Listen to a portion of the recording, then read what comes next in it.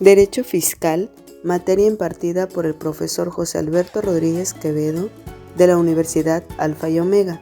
Mi nombre es Yanini Juárez Moreno, actualmente curso el quinto semestre Grupo B de la carrera de Administración y el tema que les voy a presentar es el impuesto, sus elementos y su función. Los impuestos son una parte sustancial, o más bien la más importante de los ingresos públicos. Sin embargo, antes de dar una definición sobre los impuestos, hay que hacer la diferencia entre los conceptos de ingreso público, contribución e impuesto. Cuando nos referimos a ingresos públicos, estamos haciendo referencia a todas las percepciones del Estado, pudiendo ser estas tanto en efectivo como en especie o servicios. Una contribución se refiere a que es una parte integrante de los ingresos públicos e incluye aportaciones de particulares, como por ejemplo los pagos por servicios públicos, los de donaciones, multas, entre otros. Y por último, los impuestos forman parte de las contribuciones y estas a su vez forman parte de los ingresos públicos. La definición de impuesto contiene muchos elementos y por lo tanto pueden existir diversas definiciones sobre el mismo. Los autores como Luigi Cosa, José Álvarez de Cienfuegos, Egerbert, Vitti de Marco tienen su propia definición y aunque varíen un poco, existen ciertos elementos en común, como que los impuestos son coercitivos, es decir, que el Estado los fija unilateralmente, limitan el poder de compra del consumidor y se destinan sin ninguna especificación a cubrir la satisfacción de necesidades colectivas o a cubrir los gastos generales del Estado. Es decir, los impuestos son recursos que los sujetos pasivos otorgan al sector público para financiar el gasto público. Sin embargo, dentro de esta transferencia no se especifica que los recursos regresarán al sujeto en la forma de servicios públicos u otra forma. Esto es así porque los recursos obtenidos por el sector público sirven para muchos fines, siendo uno de los más importantes para el caso de México la redistribución del ingreso a través de diversas vías, como por ejemplo aquí podemos mencionar los programas de desarrollo social. Dentro de los elementos más importantes del impuesto se encuentra el sujeto, el objeto, la fuente, la base, la cuota y la tasa.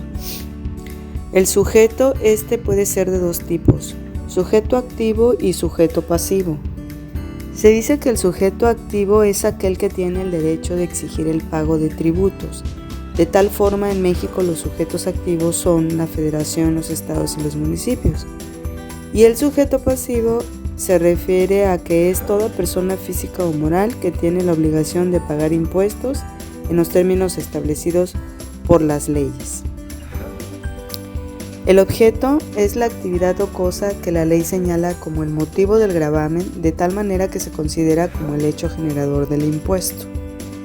La fuente se refiere al monto de los bienes o de la riqueza de una persona física o moral, de donde provienen las cantidades necesarias para el pago de los impuestos. De tal forma, las fuentes resultan ser el capital y el trabajo. La base es el monto gravable sobre el cual se determina la cuantía del impuesto, como por ejemplo el monto de la renta percibida, o puede ser el número de litros producidos, el ingreso anual de un contribuyente, entre otros. La unidad es la parte alícuota específica o monetaria que se considera de acuerdo a la ley para fijar el monto del impuesto. Un ejemplo de esto puede ser 1 kilo de arena, 1 litro de petróleo o $1 americano. Y la cuota, esta se refiere a que es la cantidad en dinero que se percibe por unidad tributaria, de tal forma que se fija en cantidades absolutas. En caso de que la cantidad de dinero percibida sea como porcentaje por unidad, entonces se está hablando de tasa. Una vez vista la definición y los elementos que conforman al impuesto, veamos cuáles son las principales funciones de los impuestos. Los impuestos tienen en el sistema económico gran importancia debido a que a través de estos se pueden alcanzar diversos objetivos. Originalmente los impuestos servían exclusivamente para que el Estado se allegara de recursos, sin embargo, actualmente podemos ver que existen varios fines. Uno de los puntos fundamentales de un sistema impositivo es lograr redistribuir el ingreso en favor de un sector o grupo social. Esto se alcanza cuando se logran reducir todos aquellos efectos negativos que generan los mercados en la economía. Mejorar la eficiencia económica, esto se logra si se pueden corregir ciertas fallas del mercado. Los impuestos, por otra parte, pueden tener fines proteccionistas a fin de proteger a algún sector muy importante de la nación, como puede ser, por ejemplo, alguna industria nacional, el comercio exterior o interior o la agricultura. Los impuestos, por otra parte, tienen un papel fundamental en el desarrollo económico del país o de alguna región en particular. Esto se logra a través de los recursos que se obtienen, los cuales se pueden destinar a fomentar en algún sector económico en particular, como por ejemplo a través de un impuesto sobre el consumo de gasolina mediante el cual se pretenda financiar la construcción de carreteras. Por otra parte, podemos ver que los impuestos pueden tener fines fiscales y extrafiscales.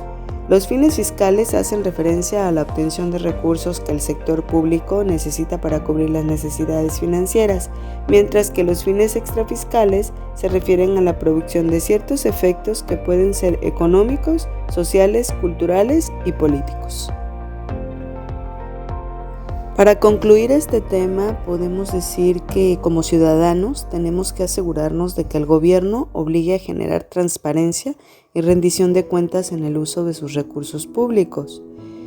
Sin estos mecanismos, la ciudadanía estaría aún menos dispuesta a pagar mayores impuestos y la capacidad del Estado de responder a las demandas sociales será muy limitada, con el riesgo de ser incapaz de acomodar las presiones sociales.